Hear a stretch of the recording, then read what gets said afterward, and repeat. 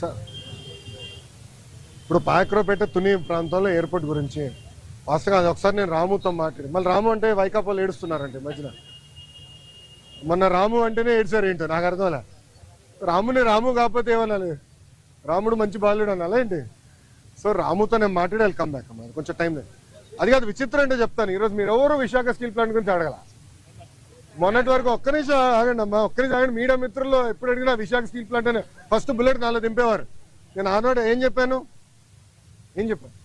ప్రైవేటీకరణ జరగనీయము అవ్వదు mark my words అని చెప్పా ఈరోజు కట్టుబడి ఉన్నా స్వామి మేము కట్టుబడి ఉన్నాం ఎన్డీఏ ప్రభుత్వం ప్రజల దయవల ఇదేదో మేము మా గొప్పతనం కాదు ప్రజలు అద్భుతమైన మ్యాండేట్ ఎన్డీఏకి ఇచ్చింది కనుక ఈరోజు మేము మాట్లాడగలుగుతున్నాం భారతదేశంలో అనేక ఉక్కు ఫ్యాక్టరీలు ప్రైవేటీకరణ జరుగుతుంటే కేవలం ఒక విశాఖ ఉక్కు కాపాడుకోగలం దానికి కారణం మీరు ప్రజలు మాకు ఇచ్చిన మ్యాండేట్ 7 నెలల్లో స్టెబిలిటీ కోసం సుమారుగా 1300 నుంచి 1600 కోట్ల రూపాయలు స్టెబిలిటీ కోసం తీసుకొచ్చాం ఇప్పుడు 11,000 కోట్ల రూపాయలు కేంద్ర ప్రభుత్వం నిధులు తీసుకొచ్చాం ఆంధ్ర రాష్ట్ర ప్రభుత్వంగా సుమారుగా 2,500 కోట్లు వేస్తున్నాం ఇది by way of water by way of power stability ఇచ్చడం సో ఉక్కు ఫ్యాక్టరీలో ఉన్న ఉద్యోగస్తులను కూడా కోరేది ఏంటంటే ఇది రెండోసారి మన కేంద్ర ప్రభుత్వం బెయిల్అవుట్ ఇస్తుంది మొదటిసారి ఇట్లనే ఎన్డీఏ ప్రభుత్వంలో తెలుగుదేశం పార్టీ భాగస్వామి అయినప్పుడు ఆనాటి ప్రధానమంత్రి వాజ్పేయి గారు సుమారుగా 13,000 కోట్లు ఇచ్చారు 1,300 కోట్లు ఇచ్చారు ఇప్పుడు 11,000 కోట్ల రూపాయలు ఇస్తున్నారు ఇదంతా మనం దేశం కోసం మరి తిరిగి ఇవ్వాల్సిన బాధ్యత మనది ఇదంతా ఎక్విటీ రూపంలో వస్తుంది అప్పు కింద కాదు మొత్తం ఎక్విటీ రూపంలో వస్తుంది కానీ ఉక్కు ఫ్యాక్టరీ ఉద్యోగస్తులు కూడా నేను కోరేది ఏంటంటే కష్టపడతాం డివిడెండ్ల ద్వారానో ఉద్యోగాల ద్వారానో తిరిగి దేశానికి మనం చెల్లిద్దామని నేను కోరుతున్నాను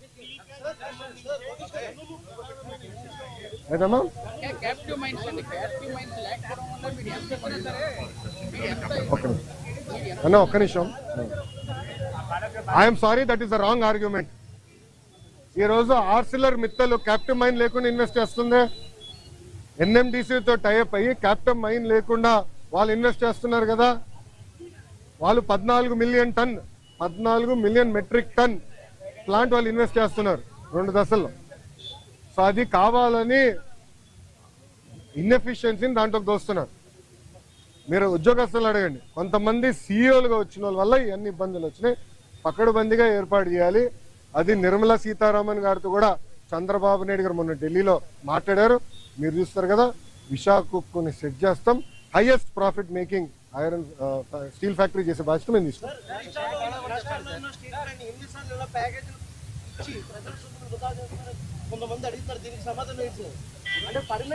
విచిత్రం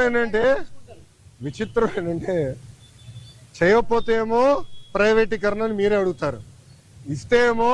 ప్రజల డబ్బు వృధా చేస్తాను అన్న ఒక మాట విశాఖ ఉక్కుకి చాలా ఎమోషనల్ అటాచ్మెంట్ ఉంది ఆంధ్ర రాష్ట్ర ప్రజలకు ఆనాడు విశాఖ ఉక్కు ఆంధ్రుల హక్కు అని ఎంతోమంది త్యాగాలతో విశాఖ ఉక్కు ఏర్పడింది